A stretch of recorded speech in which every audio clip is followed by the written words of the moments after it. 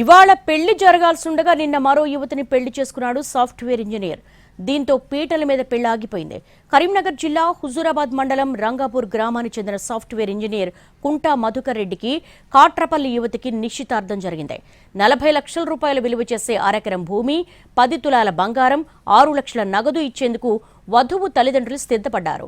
ఇవాళ పెళ్లి జరగాల్సిండగా నిన్న మరో అమ్మాయిని పెళ్లాడాడు మధుకర్ రెడ్డి. ఈ విషయం తెలిసి వరుడు, అతని తండ్రిని నిలదీశారు బాధిత వధువు తల్లిదండ్రులు.